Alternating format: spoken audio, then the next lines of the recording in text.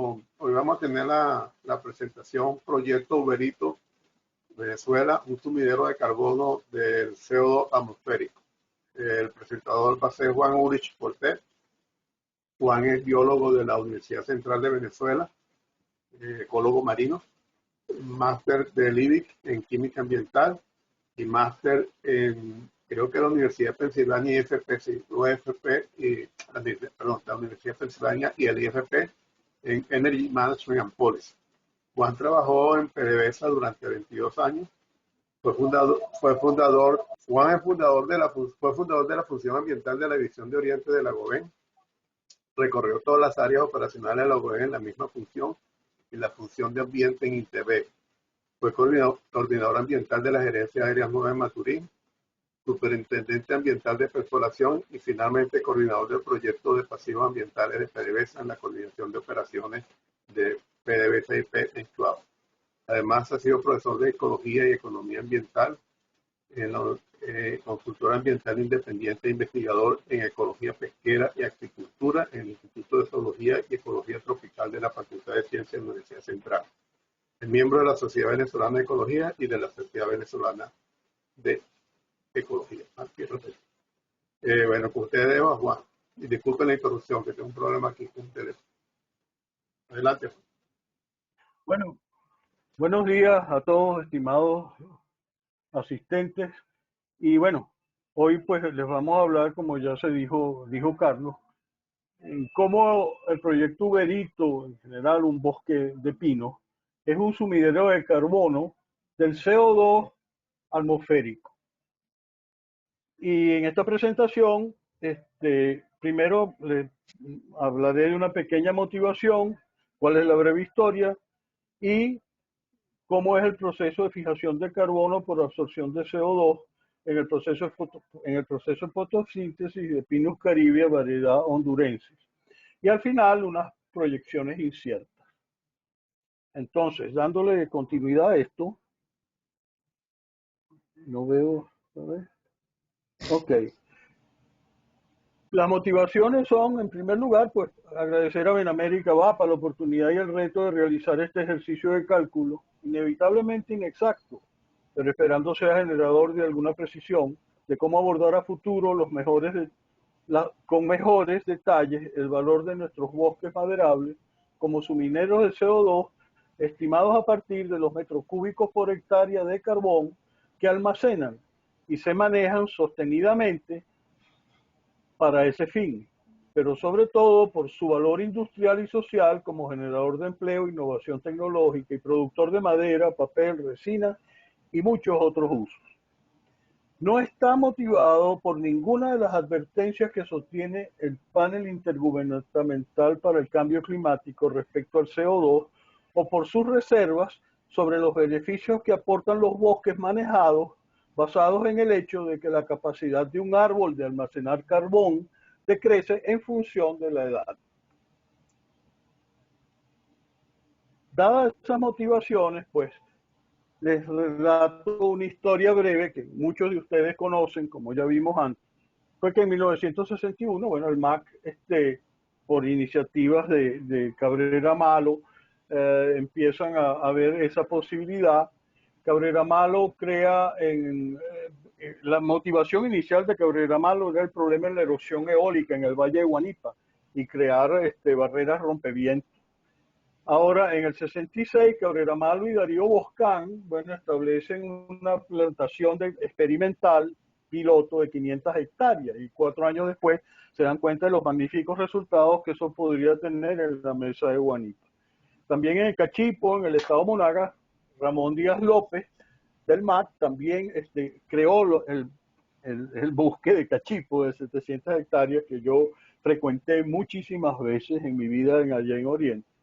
En el 75 se funda CUNARE, entran empresas adicionales como Smurfit Kappa, Cartones de Venezuela, de Forza y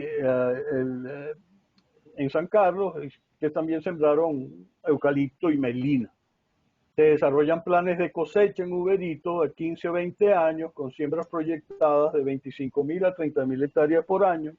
En el 89 CONARE es absorbida por CBG mejora la tecnología de manejo enormemente por esta fusión y se consolida un bosque que llegó a tener hasta 600.000 hectáreas. Entre el 79 y el 2014, la vereda del Orinoco, que después se funcionó con una empresa turca, Mavetur, desarrolló 318.000 hectáreas en un promedio, promediando 12.300 y pico hectáreas por año. Pero ese pinar en el 2019 se incendió, ya era Mavitur y la fusión, se destruyeron 200.000 de esas hectáreas, restando alrededor de 110.000 en pie. Esa referencia, paradójicamente, la conseguí en Venezuela en Houston.info. ¿No? Ahora bien, cuando nosotros hablamos de modelar un proceso como este, tratando de ver la relación que hay entre el carbono que acumula un árbol o un bosque con lo que absorbe de CO2 de la atmósfera, es necesario tomar en cuenta dos variables fundamentales en este caso, que son el diámetro de árboles a la altura del pecho y la altura del árbol.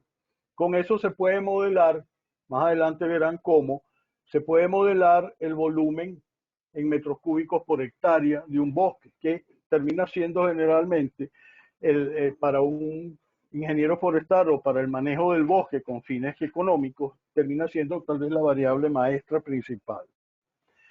Ahora, las premisas son esencialmente en este cálculo que hicimos sobre Uberito con la información experta, no se incluye el follaje, ni las ramas, ni las raíces, ni los hojarascas, solamente el fuste de los árboles, porque es la mejor medida que se tenía disponible.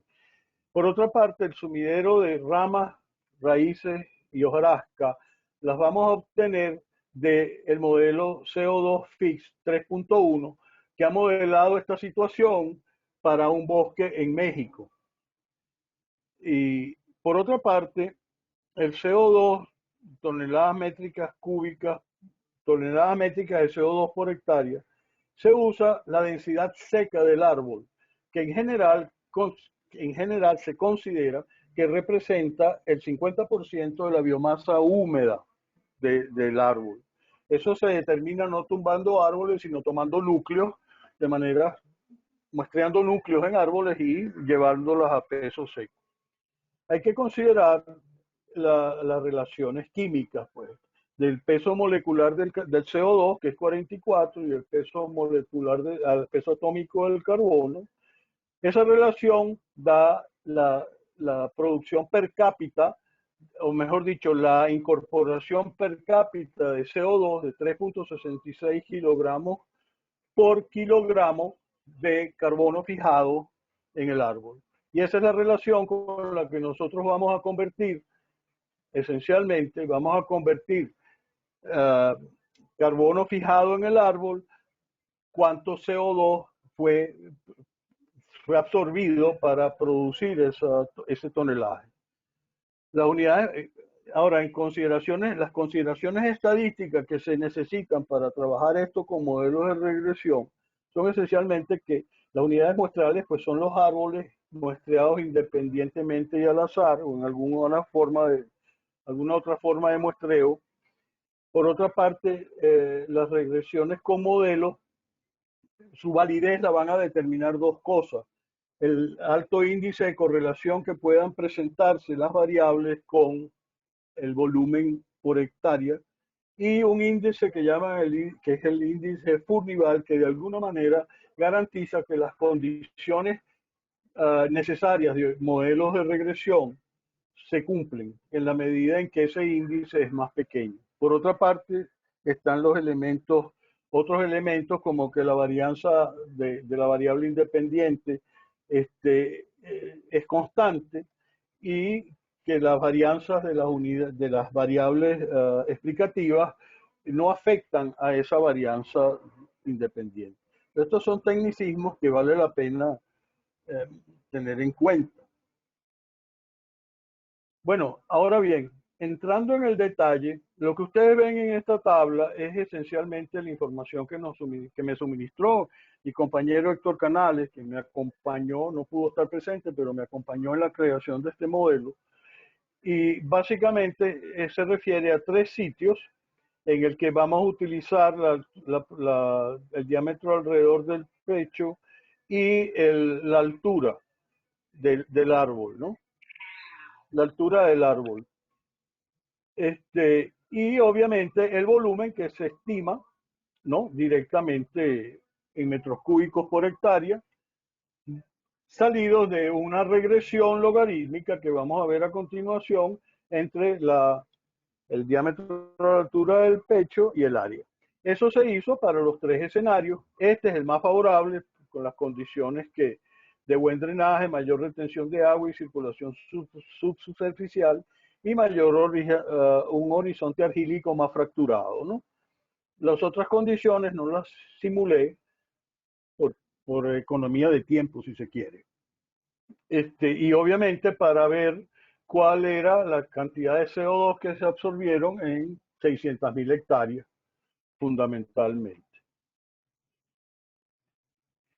Bueno, y aquí ven ustedes esas primeras regresiones que hice con Excel, ¿no? Este es el modelo de regresión para el mejor caso que utilizaré a continuación para compararlo con un modelo bajo las condiciones que normalmente los ingenieros forestales y la gente que maneja plantaciones, la clase de análisis que hacen, ¿no?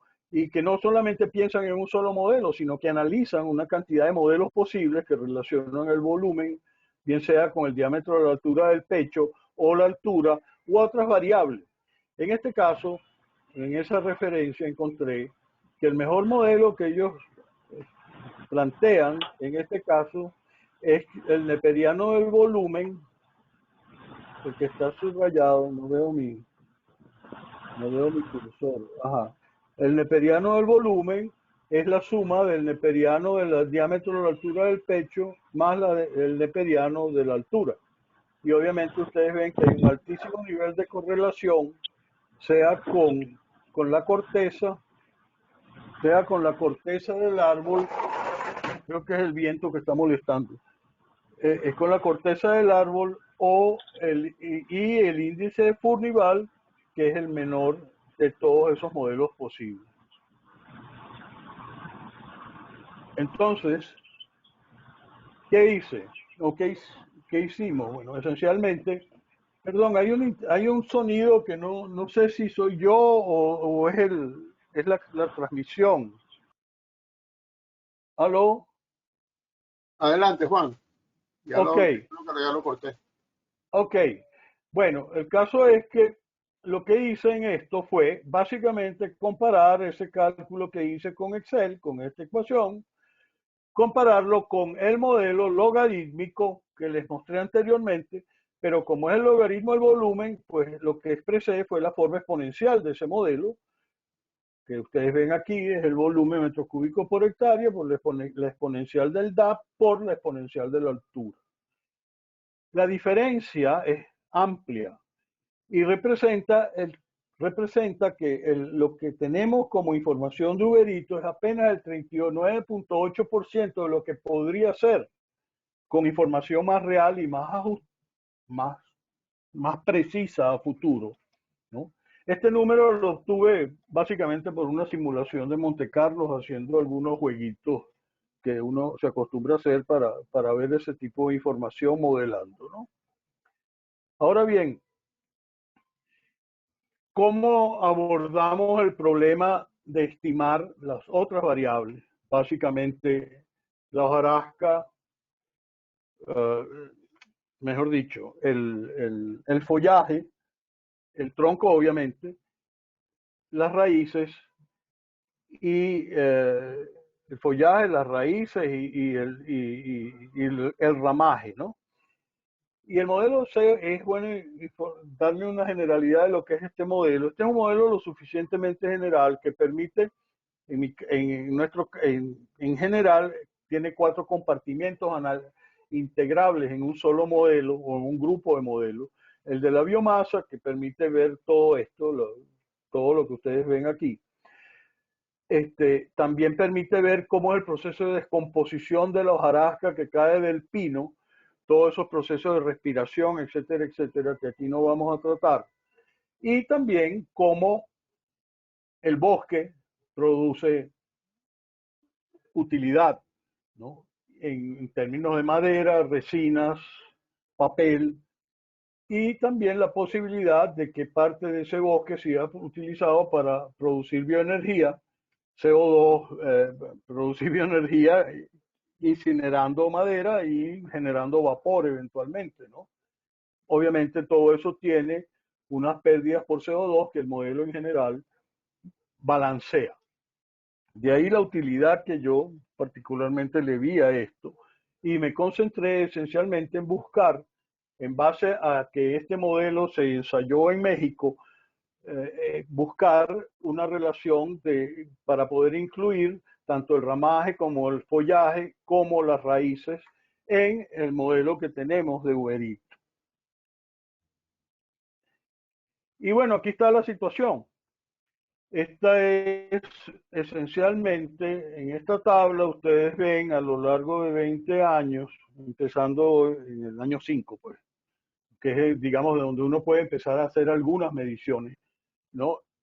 Lo que era el crecimiento de los troncos en Uberito, lo que fue el crecimiento de los troncos en México, ¿no? Y los valores obtenidos del modelo para troncos, hojarascas, ramas y raíces en México.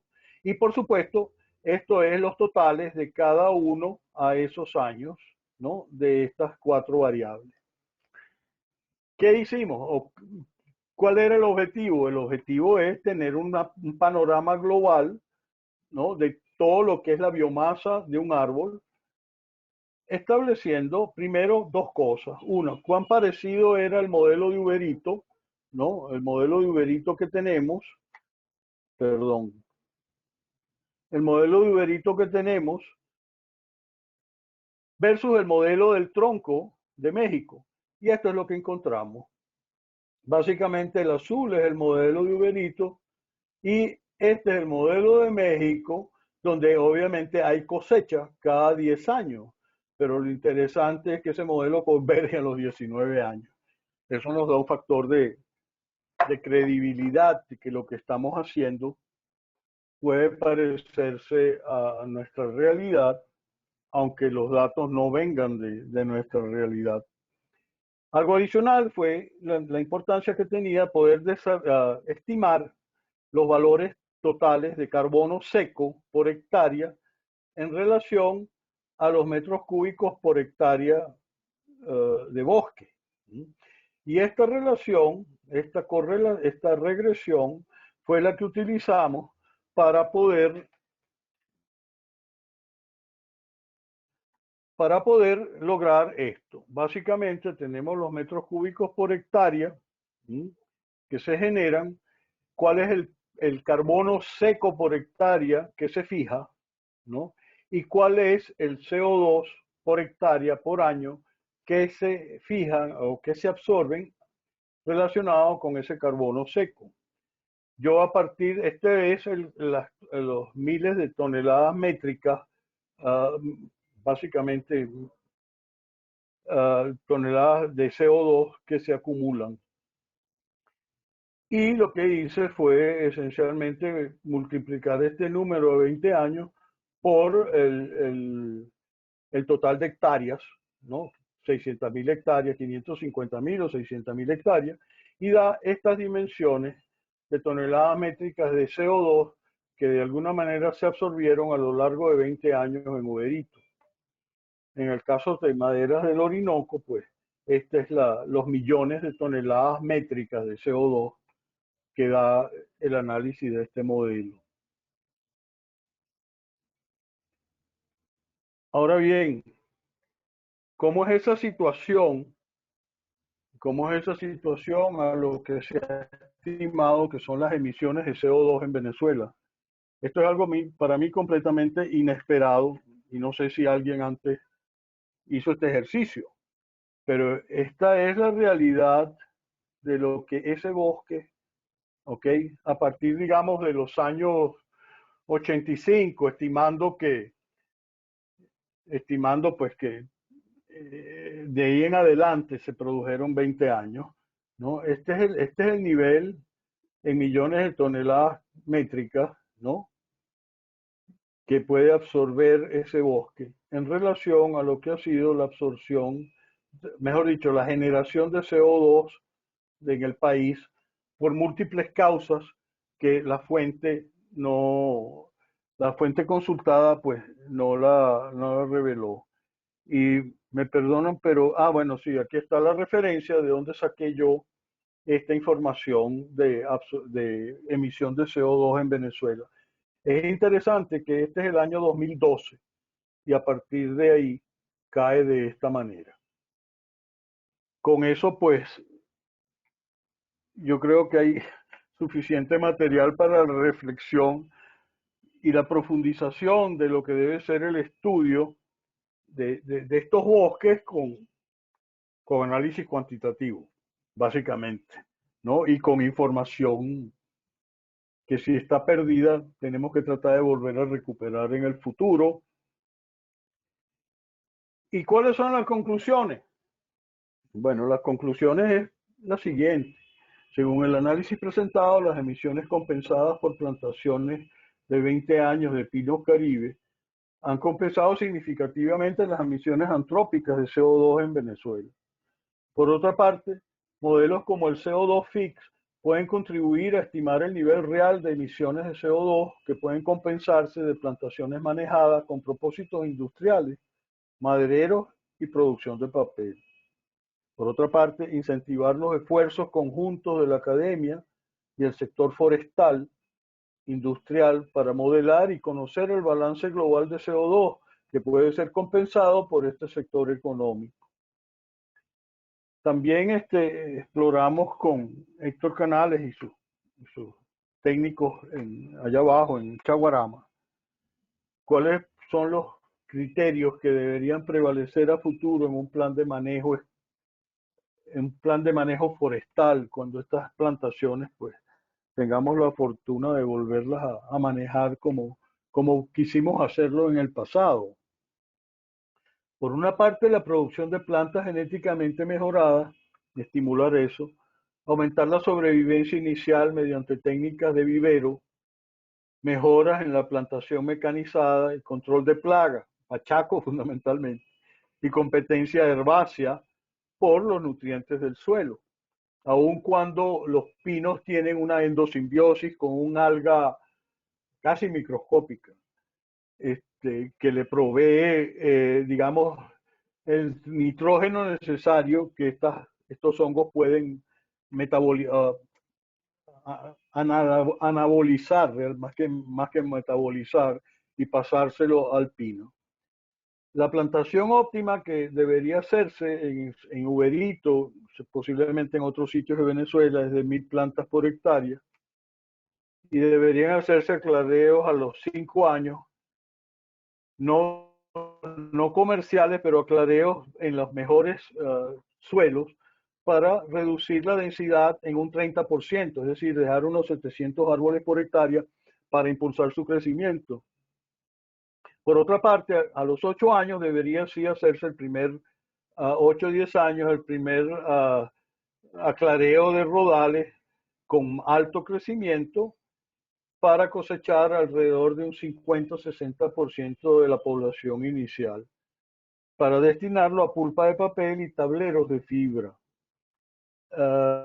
Por otra parte, a los 8 o 10 años, los rodales deben ser también de alto crecimiento, cosecharse en, bueno, el 50 o 60% inicial para destinarlo, perdón, ese no, final es el segundo clareo a los 15 años para cosechar un total no mayor de 400 árboles por hectárea, unos 250 metros cúbicos por hectárea, para hacer río de pequeñas dimensiones. Y finalmente una cosecha a los 20 o 25 años para generar tablones de pino, que deben ser muy útiles, pues toda esta madera tiene que ser muy útil. Y no solamente en esto hay algo que es bien interesante y que a veces, no sé, a mí se me había pasado por alto y seguramente a muchos de nosotros también. y es que la madera utilizada en construcción es una de las mejores maneras de encadenar CO2, ¿no? Y que hoy en día no pareciera que eso no forma parte del común de las consideraciones, pero sí es un tema muy importante y en Venezuela podría serlo, porque nuestra construcción históricamente de todo ha sido, obviamente, me refiero tal vez a las construcciones pequeñas, ¿no? Ha sido en concreto, y ya ustedes saben lo que significa la emisión de CO2 de la industria cementera, sin que eso signifique que vamos a poner eso a un lado, pero la construcción en madera, que fue lo que se intentó hacer en Chaguarama con el desarrollo de maciza y toda esta industria forestal, pues hoy en día ya no está. Y eso es básicamente lo que yo creo que a futuro nosotros tenemos que tener pendiente como petroleros y cómo contribuir de alguna manera a convivir con estos bosques como en el pasado lo hicimos. Yo soy parte de esa experiencia. Nosotros convivimos muchos años muy bien con el desarrollo de la plantación de Guayamure, que era de Mampa, y la relación siempre fue muy productiva en los años 80, en los que yo estuve ahí, y seguramente continuó siendo. Nosotros con ellos, por ejemplo, ellos aprendieron a apagar incendios petroleros y nosotros aprendimos a apagar incendios forestales, y esa relación fue muy constructiva. Con Conare también la tuvimos, fue un poco más distante, pero también es cierto un poco lo que en parte plantea Eddie, que es que nosotros tenemos que tener mejor comunicación para poder convivir y saber que ambos trabajamos en producir para Venezuela, pues, y hacer este un país mejor. Entonces, eso es básicamente lo que les quería contar hoy y les doy las gracias.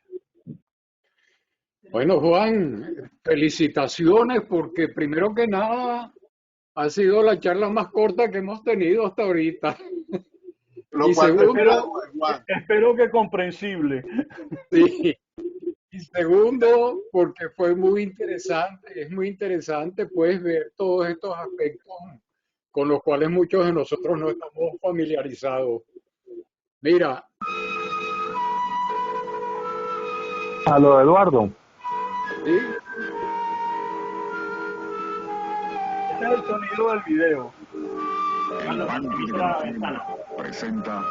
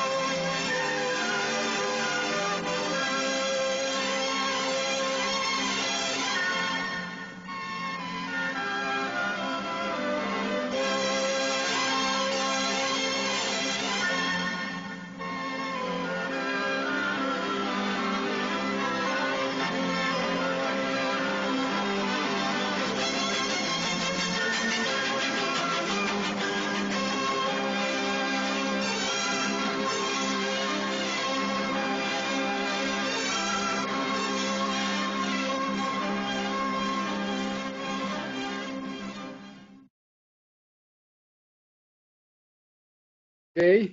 Bueno, Juan, ahora sí vamos a pasar al periodo de preguntas. La primera que se te hace es la siguiente. CONARE se fundó en 1975. Antes de ese año había siembras organizadas de pino caribe. Ah, bueno, lo que existía fueron todos esos ensayos y es, es decir, CONARE fue, digamos, la primera, el primer desarrollo industrial del pinar, ¿no?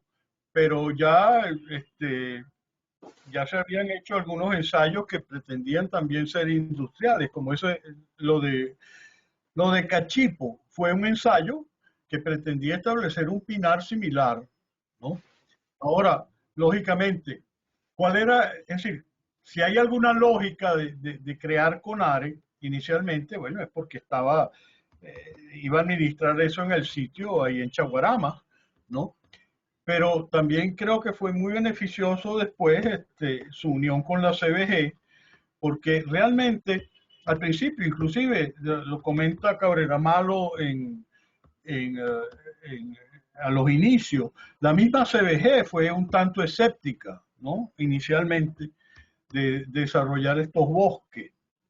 Bueno, tal vez porque no tenía la experiencia que logró demostrar Cabrera Malo, ¿no? Y posteriormente, eso cogió el auge y se empezó a ver, pues, lógicamente, la necesidad de crear una industria productora de papel en la zona, ¿no? E inclusive yo me acuerdo que por ahí en los años 84, 83, una de las discusiones era dónde se va a montar esa planta de procesamiento de pulpa de papel, y siempre la discusión entre ambientalistas y industriales bueno, es que esas plantas de pulpa de papel van a generar una enorme cantidad de taninos y contaminantes que van a contaminar el Orinoco y tal y qué sé yo.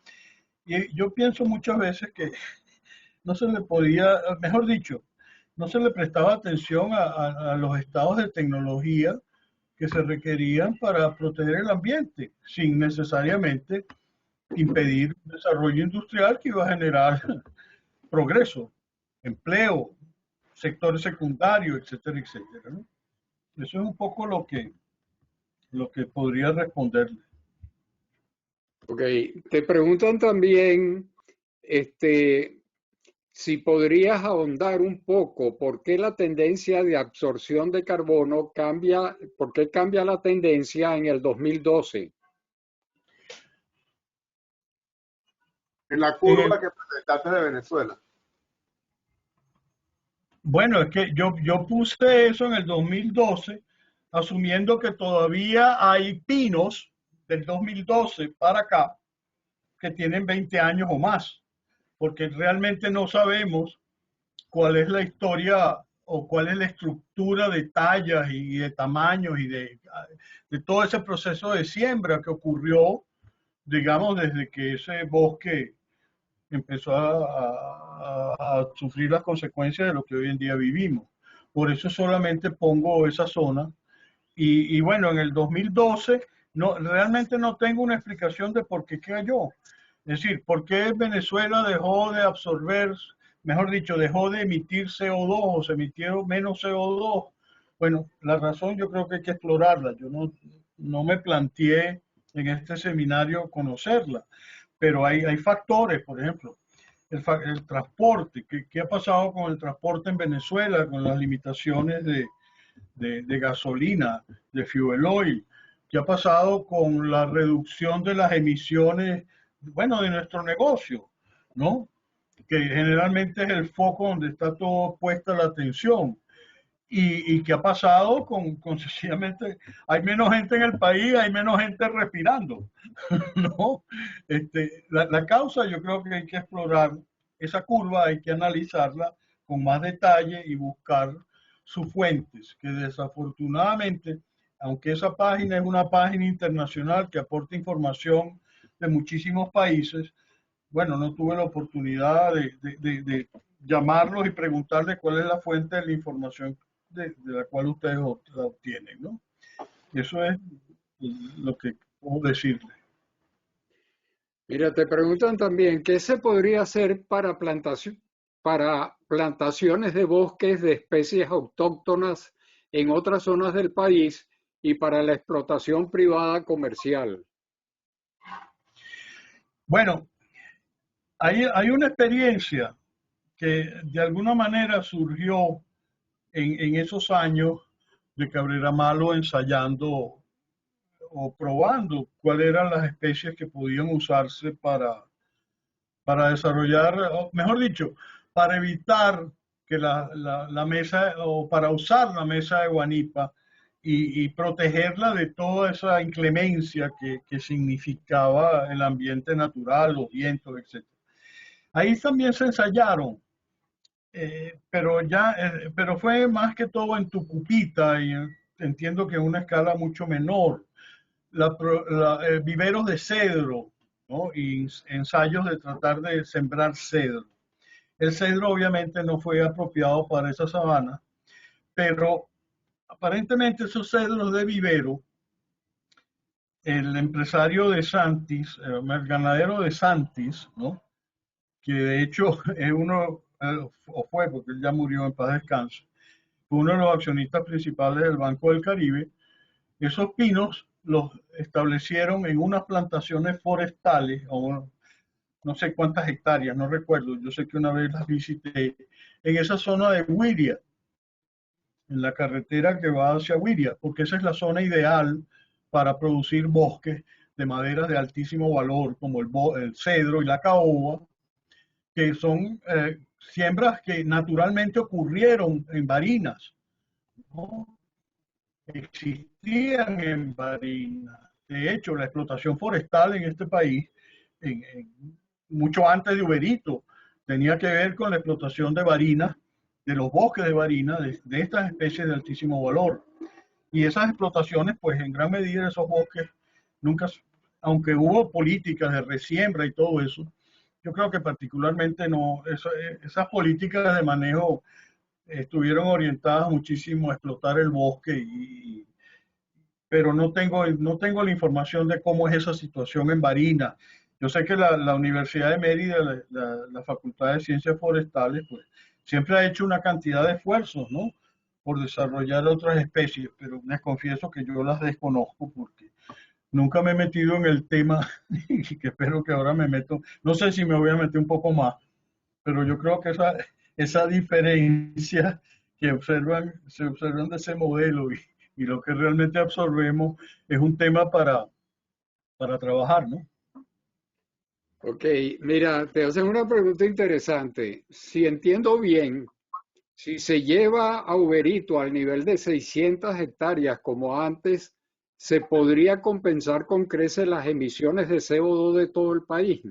En otras palabras, que ya nosotros estamos a un nivel por debajo del net zero solo por causa de Uberito. Por causa de Uberito, yo lo hice a los 20 años, pero hay que simular cómo es ese incremento del CO2 que se absorbe a lo largo de la historia del Pinar. Y seguramente va a ser porque no es a los 20 años, es la sumatoria de CO2 que se absorbe a lo largo del crecimiento del Pinar. ¿No? Es básicamente estimar la integral debajo de la curva, ¿no? O la sumatoria, porque es un proceso discreto. Y sí, eso es algo que hay que... Lo más probable es que esos bosques nos resuelvan el problema, ¿no? De la compensación de Venezuela del CO2. Ahora, les digo una cosa, yo particularmente, en mi opinión, yo no creo que nosotros debemos pensar en el desarrollo de bosques para armar toda esta historia de las emisiones de carbono y los bonos de carbono y los intercambios con los bonos de carbono. Y digo esto porque esto es algo que aprendí cuando estudiaba en la Universidad de Pensilvania, donde tal vez empezaron las primeras experiencias de cómo hacer los bonos de carbono una alternativa de mercado.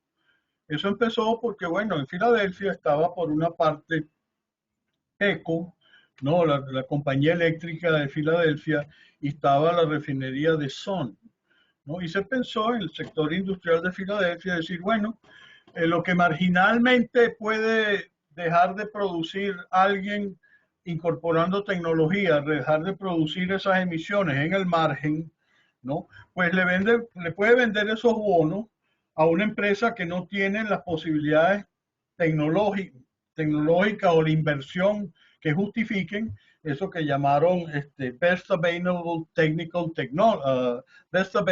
Practical Technology.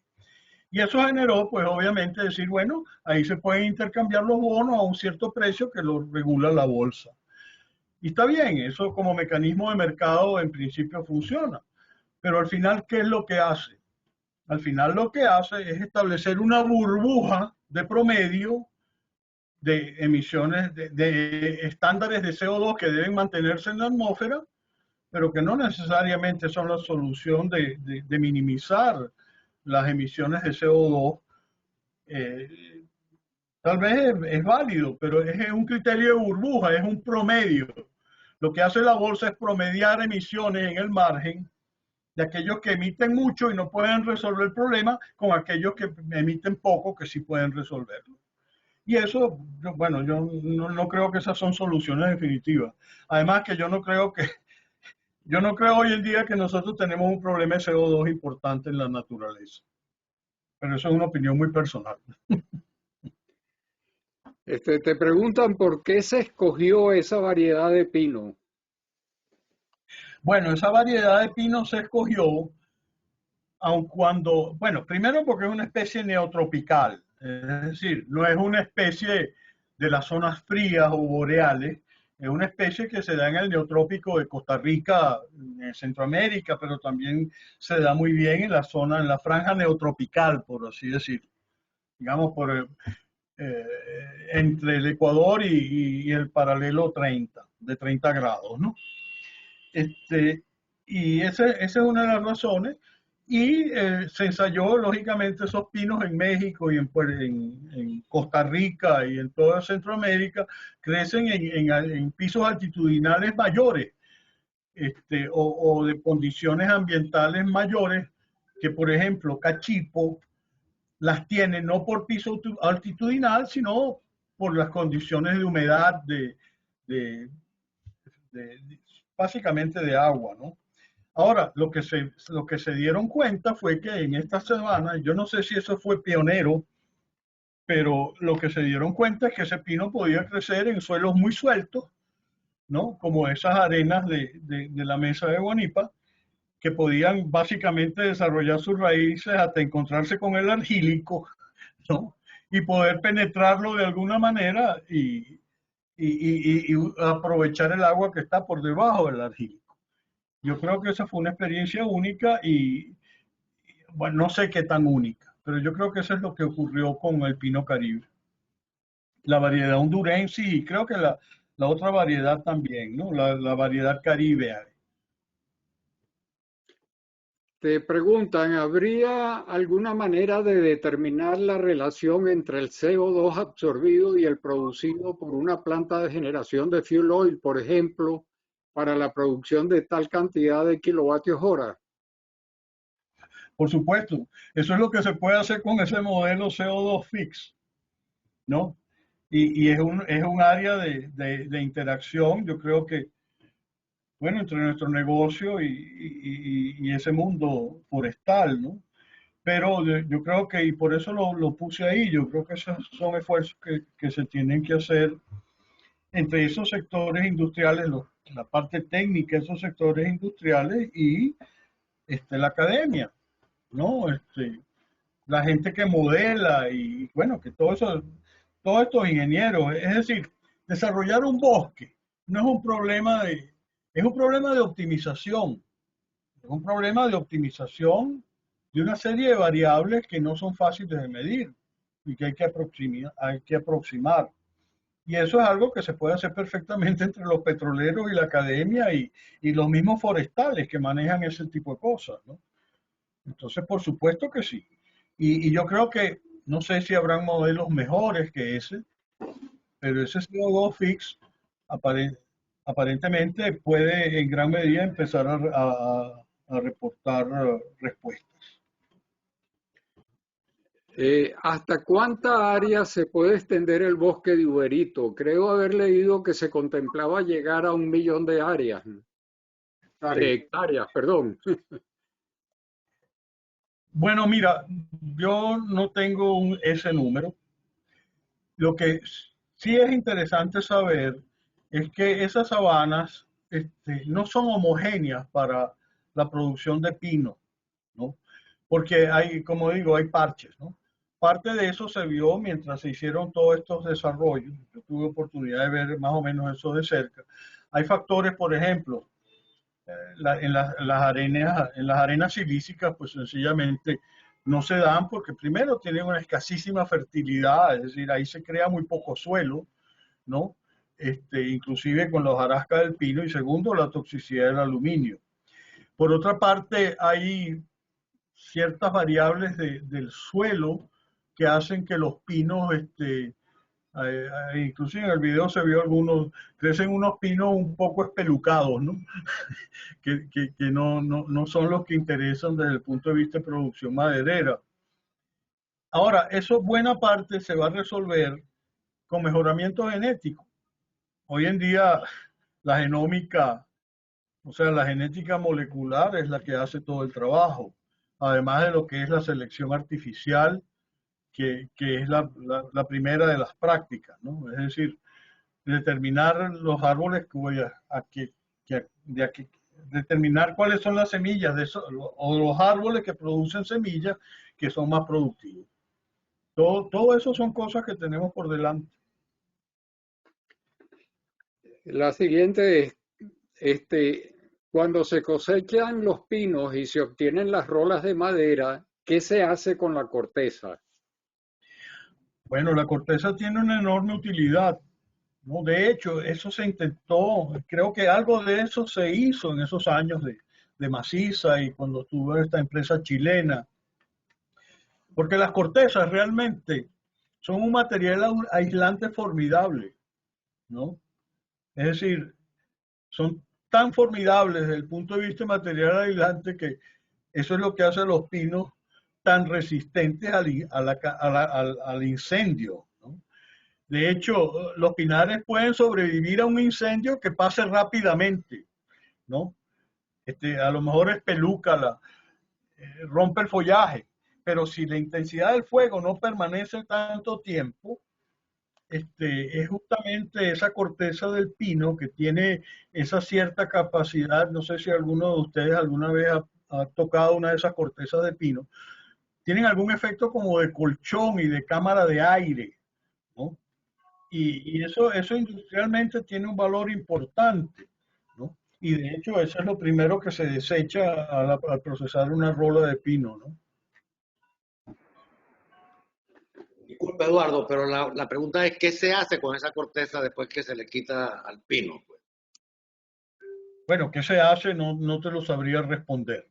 Y hasta donde yo entiendo, esa cosita, en Venezuela eso se utilizó. Es un energético formidable, lo usan como generador de energía barata.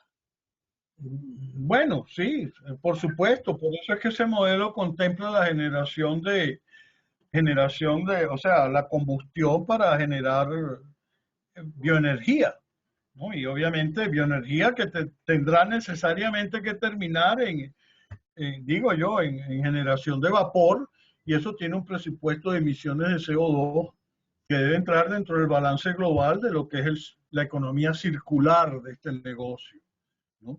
O la ecología circular de este negocio.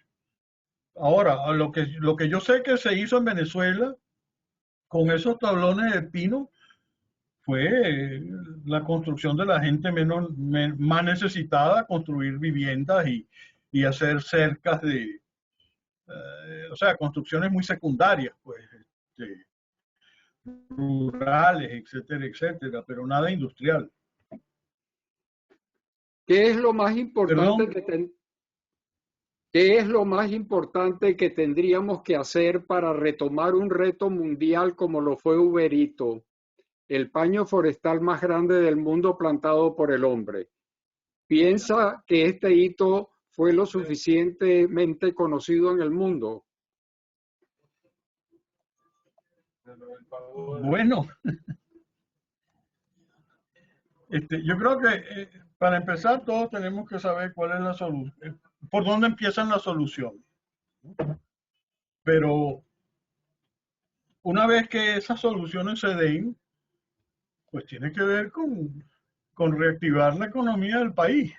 Y ese es un sector, yo diría que importantísimo, porque eso nos va a economizar la importación de papel, ¿ah? La producción de madera, ¿no? Y todo eso está esperando, ¿no?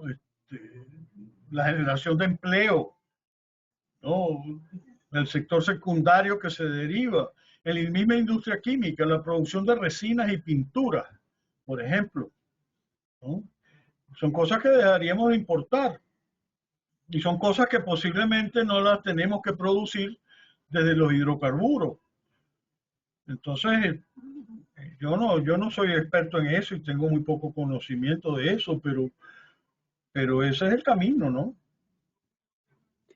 Te preguntan si se podría estimar cuántas hectáreas habría que sembrar al año para mitigar el CO2 que se emite para la producción, procesamiento y uso como combustible de 1 millón de barriles de petróleo extrapesado. Bueno, ese es un número que podemos hacer a continuación. Es posible hacerlo, está fácil, pero hay que hacerlo. Ok, tienes ya la tarea.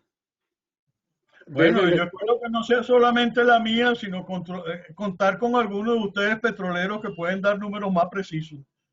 Porque yo lo que soy es ecólogo. Mira, desde la escuela nos enseñaron que de día, gracias a la luz solar, los árboles absorbían CO2 y producían oxígeno, y de noche sucedía lo contrario. ¿Cómo sería ese balance de absorción-producción de CO2?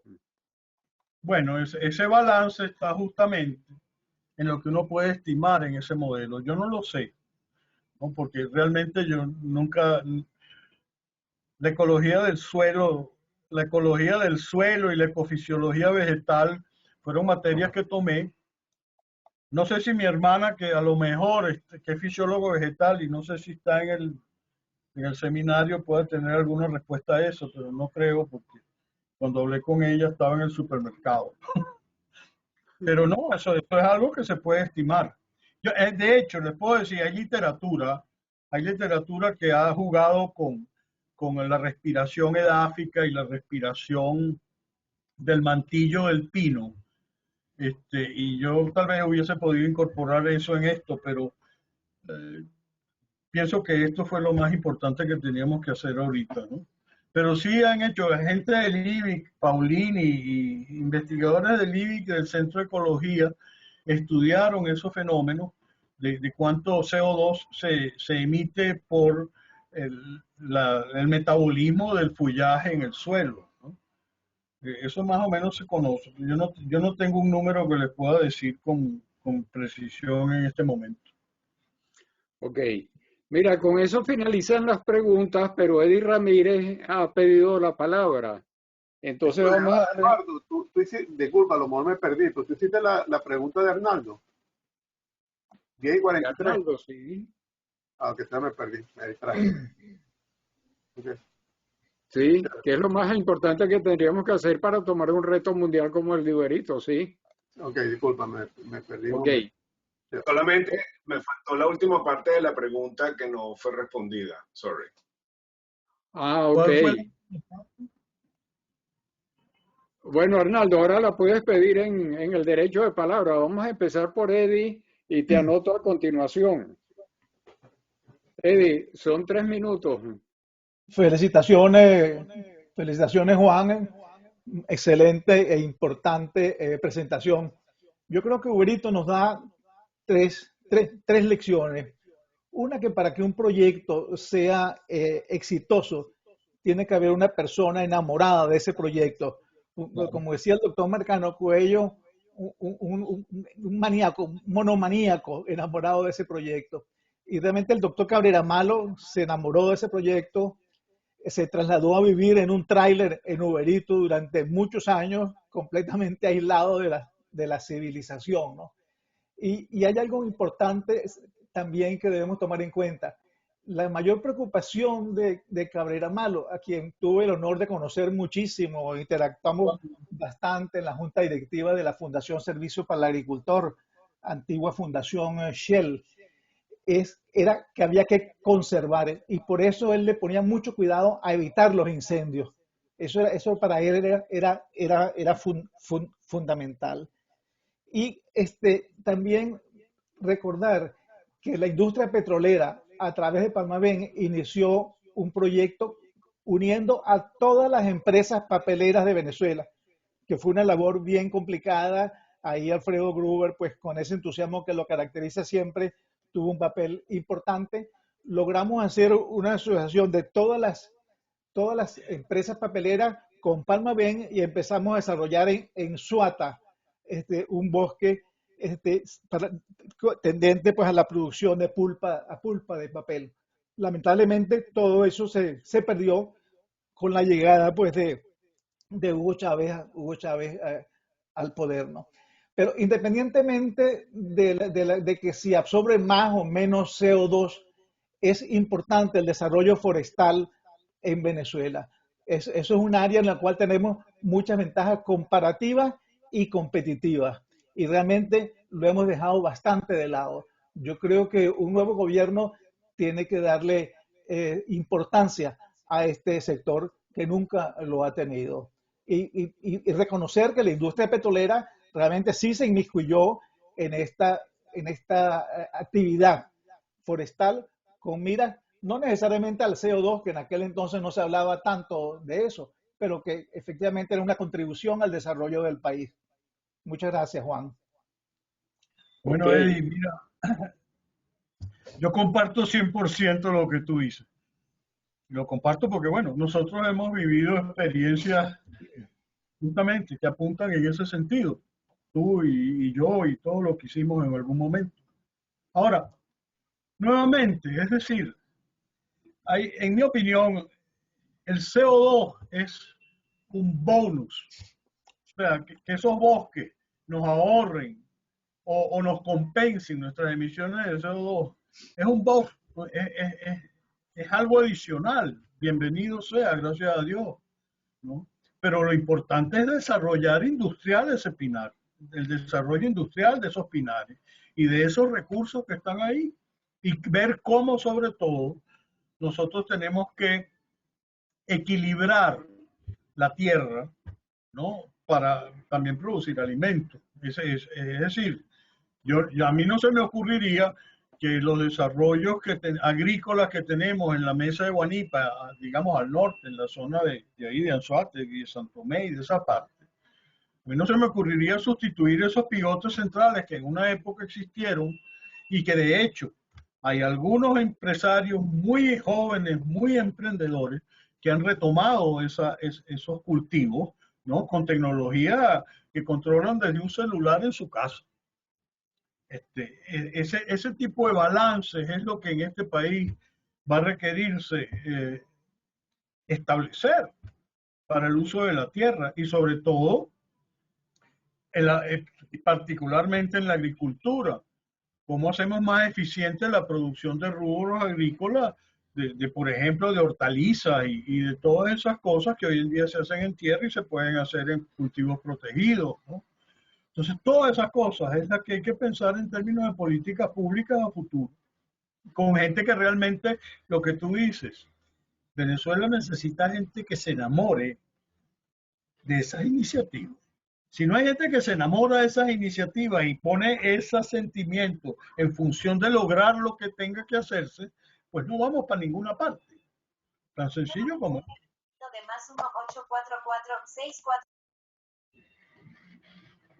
Ok,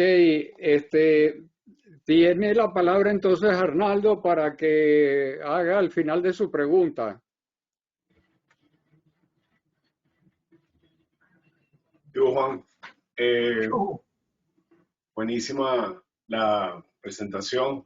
Llegó un poquito tarde, pero después la veo en diferido. O sea, mi curiosidad es si esto fue un hito mundial, ¿fue lo suficiente, en tu opinión? ¿Fue lo suficientemente conocido internacionalmente? Segundo, ¿sabes cuánta población joven está enamorada de esta iniciativa, como tú dices? O sea, ¿cuánta gente está estudiando esto? Porque si pasa lo primero que dijiste, que todos queremos y que educadamente calificaste como ya todos sabemos cuál es la solución, se abren las puertas y ¿cuánta gente hay? ¿Cuánto necesitamos de profesionales, de gente que se ocupe de hacer todo esto? ¿Cuántos Juanes tenemos hoy en 2022, en tu opinión? Mira, yo creo que hay muchísimos. Lo que pasa es que no se venden, porque eso no forma parte, ¿no? Y tal vez debería formar parte, ¿no? De esa actividad que nosotros esperamos de las generaciones futuras. Ser muchísimo más contestatarios, si se quiere.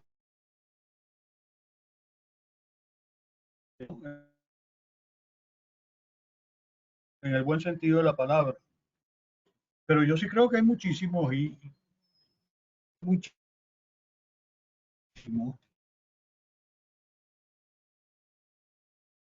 Realmente te digo muchísimo. Yo creo que porque cuando tú te montas aquí en cualquier estado para ir a sitio en Caracas, tú te das cuenta de que hay mucha gente hablando, perdónenme la palabra, pero también se encuentran estudiantes que están, a pesar de, bueno, hablando de lo que van a hacer. Es decir, mira, esa gente que tú hoy en día ves que eran, hoy en día, esa gente que hoy en día está haciendo delivery, emprendedora del futuro, muchos de esos. Y como ellos, tantos otros. Entonces, eso es lo que hay que empezar de manera a divulgar y hacer, empujar hacia adelante.